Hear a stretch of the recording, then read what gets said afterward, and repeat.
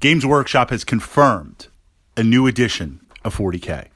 So what does that mean for those of us playing 40K now, for those of you who have been thinking about returning to 40K, or just answering the eternal question? New edition means a new chance to start a new army. It's the justification that you need. So I'm looking forward, based on this podcast vlog post date. I think we're going to know more as we move into June. And of course, there'll be the soft launch and the main launch and the box set. And I'm glad to see it looks like for now. You know, you guys know if you've been following my podcasts, I love chaos. But we're getting kind of tired of it's chaos again. It's chaos. It's chaos. It looks like Necrons are going to have a prominent place. Undead space robots. That's refreshing. We could argue and say I would have liked to have seen orcs be a threat, but the Necrons, I think, offer a very, very interesting perspective with their plans to try and redominate the galaxy. So I'm excited potentially to see Games Workshop taking a new way into the Grimdark.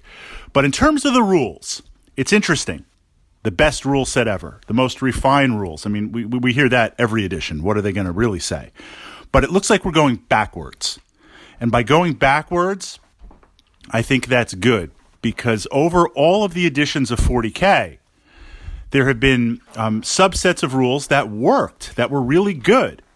And then there were subsets of rules that didn't work. And this idea of dumping one edition for another, at least in the last 3 editions, you saw a streamlining. So we have tanks, we've got infantry, we've got flyers, we've got other subsets of units like walkers and light vehicles.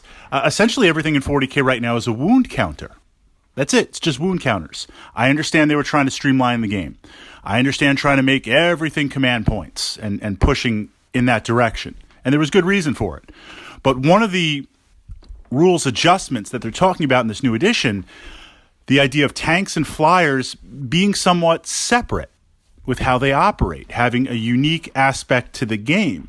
I think that's great because having a subset of rules, tactically, it's going to change things. Tactically, it's going to make physically what these models represent a little bit more in tune with the game. And I don't think it'll slow down that much.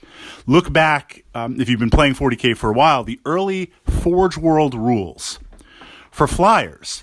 Yes, they were very, very powerful. You have this flyer coming in, strafing, dropping bombs, shooting missiles, lasers, whatever they're going to do. That's extremely powerful on the battlefield.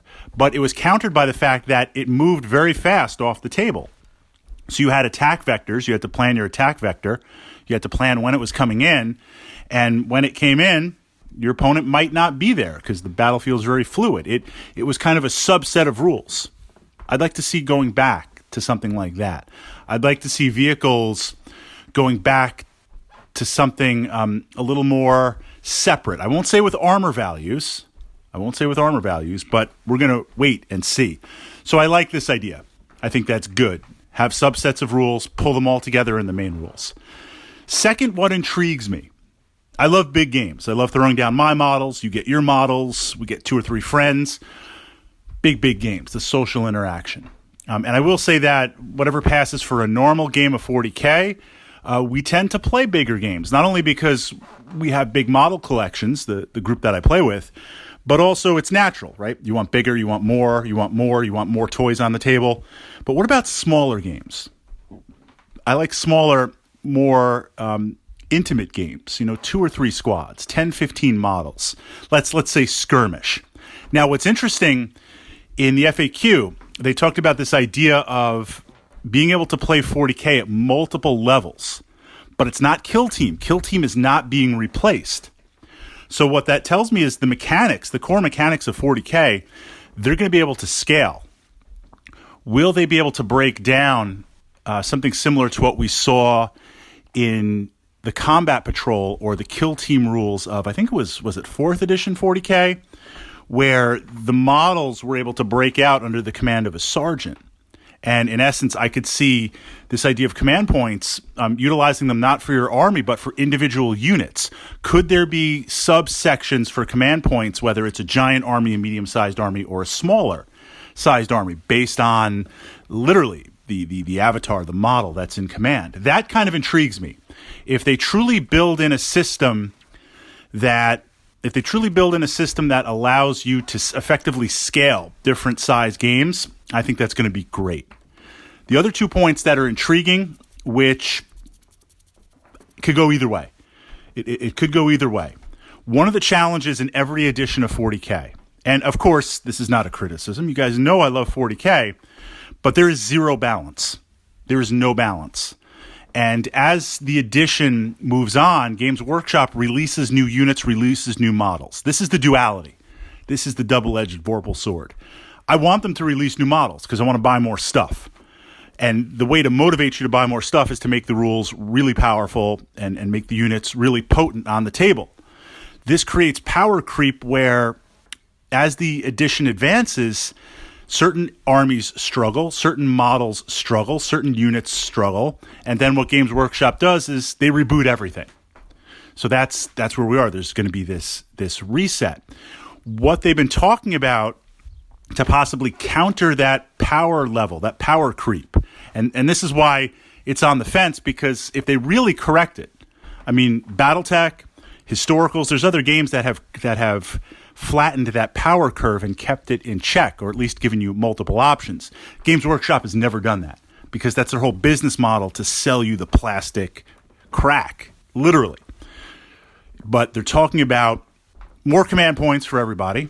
I think changing that to get rid of some of the abusive builds that are just CP farms, which why wouldn't you farm those? Because that's a very important part of the tactic game, especially if you can take some beer to units. Like it just makes sense.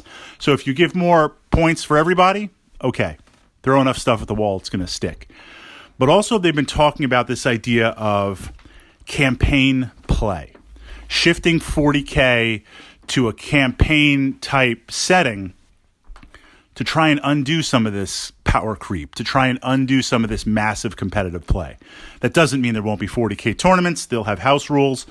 But imagine if you had a gaming system that blended in a little bit of role playing, in that your army wasn't just a stat block.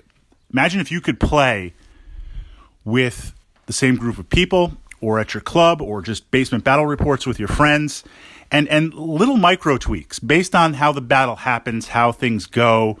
You get to upgrade your units. You get to maybe upgrade stats. That's very intriguing. And if they build in a rules system for that, as opposed to having to do it homebrew, I think that alone would be worth the price of admission. And this is coming from someone that does enjoy competitive 40K play. I think that'll do a lot to kind of keep things under control.